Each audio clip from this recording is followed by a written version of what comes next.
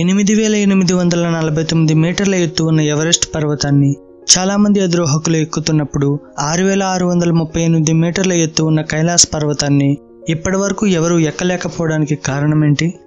ఇక్కడ కాలం చాలా త్వరగా గడిచిపోతుందా? కైలాస పర్వతం నిజంగా భూమికి మధ్యలోనే ఉందా?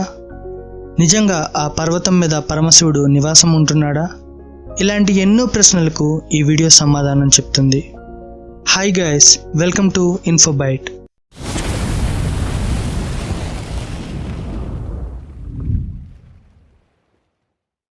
కైలాస పర్వతం ఒక్క హిందువులకే కాక బౌద్ధులకి, జైనులకి, బౌద్ధ మతస్థులకి కూడా పవిత్ర ప్రదేశం.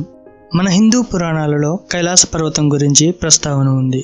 పరమశివుడు రుద్రుని రూపంలో ఆ పర్వతంపై నివాసం ఏర్పాటు చేసుకున్నారని, అలానే విష్ణు పురాణం ప్రకారం కైలాస పర్వతం భూమికి మధ్యలో ఉండే స్తూపం అని వివరించబడింది. అలానే బౌద్ధులకి కూడా ఈ పర్వతం చాలా ప్రాముఖ్యమైనది. దాన్ని డెంచోక్ నివాసంగా చెప్పుకుంటారు. డెంచోక్ ఎవరు అంటే మనకి పరమశివుడు ఎలానో బౌద్ధులకి అతను అలాగా. అదేవిధంగా జైనులకి కూడా ఈ కైలాస పర్వతం విశిష్టమైనది.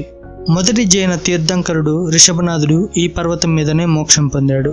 హిమాలయ ప్రాంతాలలో ఉండే బౌద్ధ మతస్థులకు కూడా ఈ పర్వతం చాలా ప్రాముఖ్యమైనది. కైలాస పర్వతం నిజంగా భూమికి మధ్యలోనే ఉందా అంటే అవుననే చెప్తున్నారు శాస్త్రవేత్తలు. ఈ పర్వతం నార్త్ పోల్ నుండి 6666 కిలోమీటర్లు, అలానే సౌత్ పోల్ నుండి 6666 × 2 కిలోమీటర్ల దూరంలో ఉంటుంది.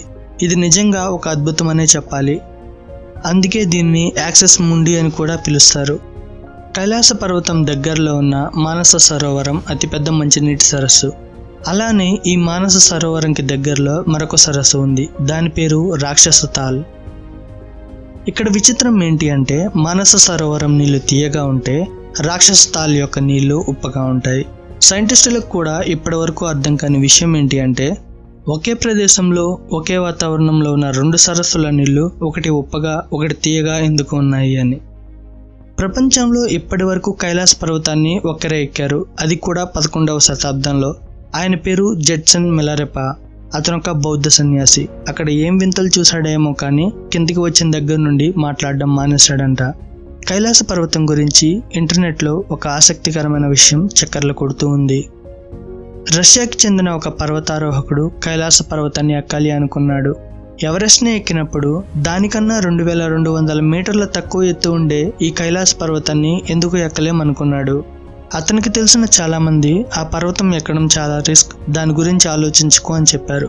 కానీ ఆ పర్వతారోహకుడు అవేం పట్టించుకోకుండా కైలాస పర్వతాన్ని ఎక్కడం మొదలుపెట్టాడు. సగం దూరం వెళ్ళకముందే అతనికి శ్వాస తీసుకోవడం కష్టంగా అనిపించింది. అక్కడ ఏమీ ఆక్సిజన్ లేదా అంటే పూర్తి స్థాయిలో ఉంది. అయినా అతనికి ఊపిరి సరిగ్గా ఆడట్లేదు. అయినా లెక్క చేయకుండా అతను ముందుకు కదిలాడు. ఇంకొంచెం ముందుకు వెళ్ళాక అతని గుండె చాలా వేగంగా కొట్టుకోసాగింది. ఆశ్చర్యంగా అతని గోర్లు, వెంట్రుకలు వేగంగా పెరగడం గమనించాడు. ఎందుకో మెల్లగా అతనికి భయం మొదలైంది.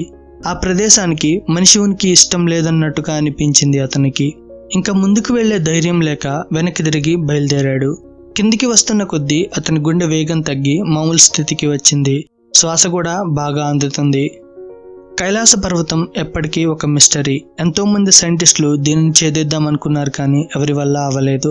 4 మతాలకి ఇది పవిత్ర స్థలం కావడంతో ప్రస్తుతం కైలాస పర్వతం మీద ఎలాంటి ప్రయోగాలు చేయట్లేదు.